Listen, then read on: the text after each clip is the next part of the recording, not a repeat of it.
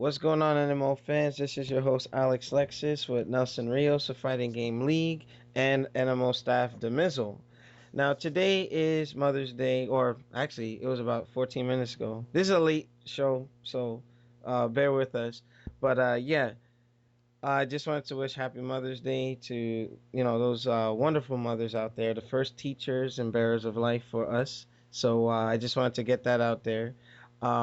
We have three topics that we're going to cover today, and here goes.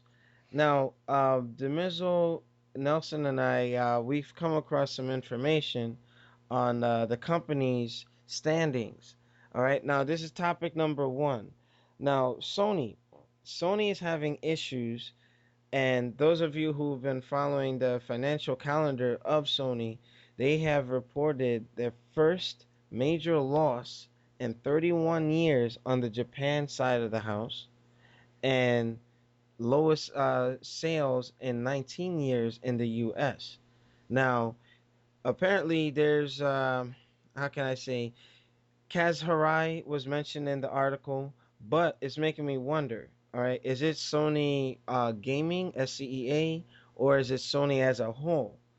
So I'm gonna give Nelson the floor to respond and the Mizzle. So Nelson, what do you think? What is causing the financial strife with Sony right now? It can honestly be for many reasons. Like mainly from what I can recall on, it was Sony as a whole because Sony they make TVs, Sony makes, DVD players, they make Blu-ray players, they make PCs. They're involved in so much shit. They're just trying to keep up with everybody. But if it's from a gaming point, I mean, I can see them losing sales because the PlayStation 3 is not selling as much as it used to no more, and the Vita they're trying to push out very hard to see if they can bring up, back to their standing. But as a whole, they might be losing out. I don't think it's just concentrated mainly on the gaming portion itself. Okay. Demizzle, what are your thoughts on this? It's not just the gaming side, it's definitely on the whole, as Nelson alluded to. Like, the main reason is consumers are getting smart. Like, Sony's name isn't worth what it used to be. Like back in the 80s and 90s, when you were buying Sony, you were essentially guaranteed that you were buying quality. Like no other product out there had this level of quality. Mm-hmm. But now you got companies like LG and Vio coming into the television market, and you got like setup computers like Dell and stuff and Compact coming into the PC market, making just as good a quality PC, but for less. And Mm-hmm. plus, and customers are figuring that out. Plus, you can like the cost of a Vio, like a mid-range Vio, not even a high-end computer, is like almost 2.5 times of what it would cost to build your own computer for the same specs. Uh-huh. And customers are catching on, and they're not having it. And Sony's not changing their business model. They're not changing their business model to what it needs to reflect in the new millennium because every division across the board is losing money due to this hardware hardware war where everybody else is making cheaper but just as effective products than Sony is. Very good points on both ends. Now, what I'm going to add to this, and this is on behalf of TefnerToys.com LLC, CEO Dinesh Shogeki, just want to bring his point into play. Sony is also having issues because of some of their past mistakes. You know, they put a lot of money. It's like they have ADD when it comes to some of their products on the gaming side. Look what happened with the PSP Go. They pushed a whole new, uh, console or portable console. Once it saw a little bit of trouble, they completely dropped it. How much money did they pump into developing that system or that portable console? Then you leave that and you're focusing on the Vita. And the Vita, the sales charts haven't been good in Japan because they're still getting crushed by Nintendo.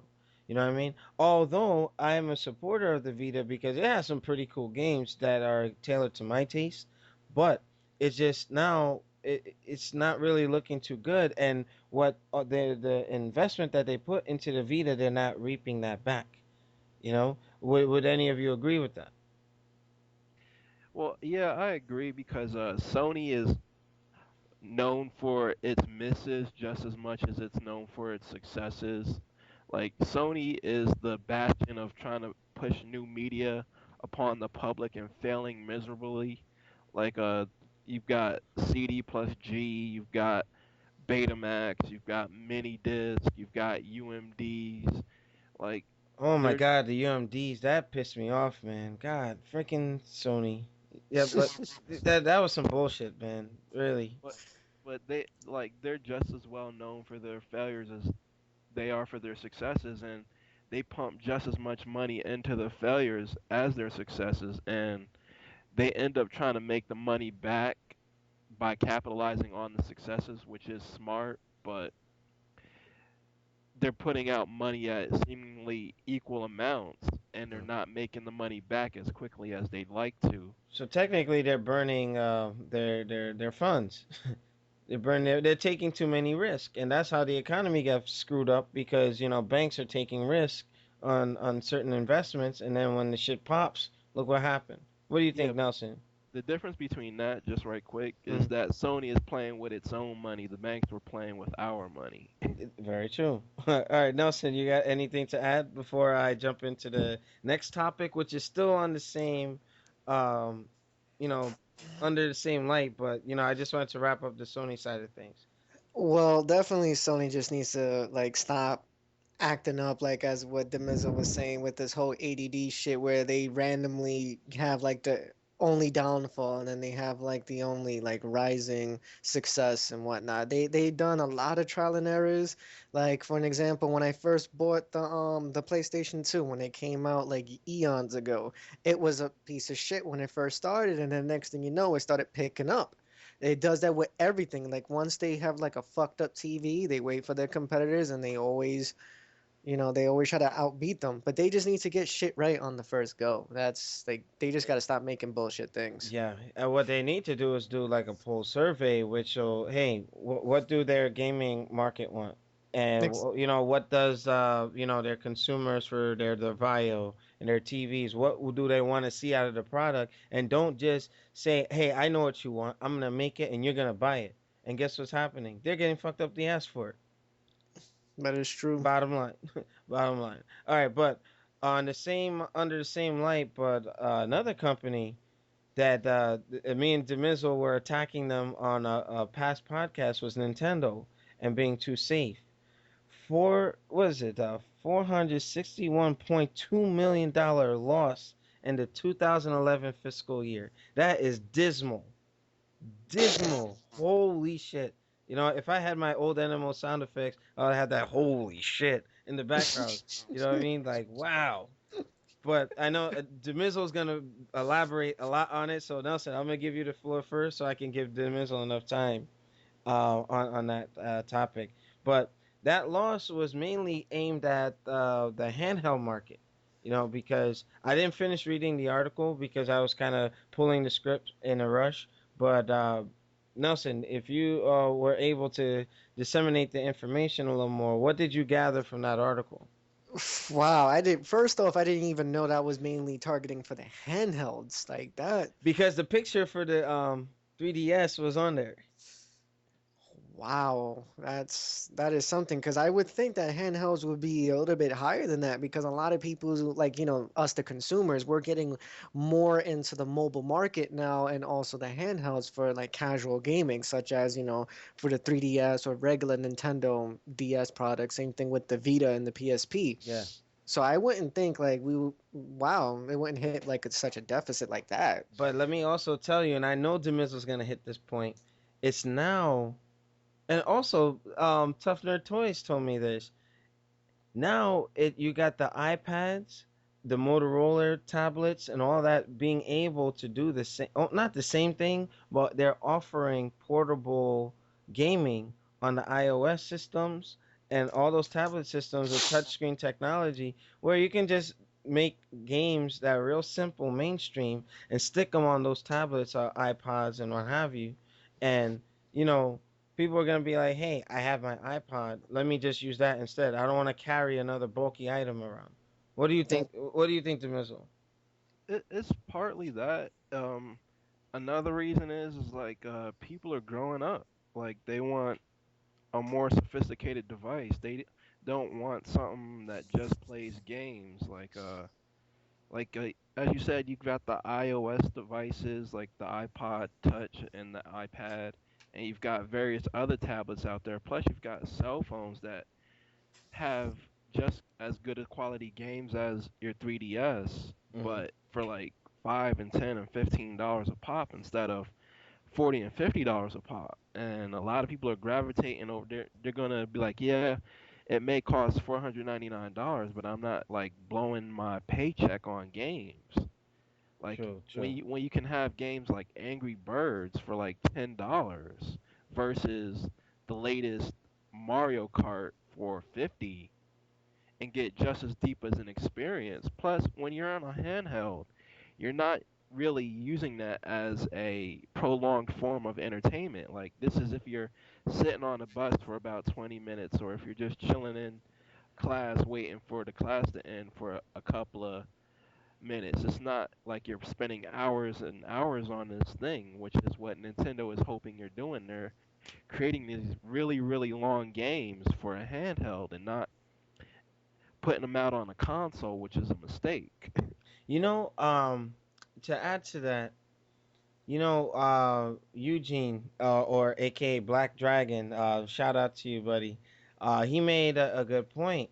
Right now, it's the age of microwave gaming.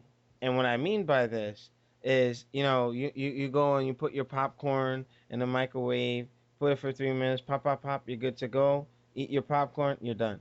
Quick. People want that quick fix now, and I think this is what led to the length of games being becoming shorter. You know what I mean? It's like get the bang for the buck, bam, get it.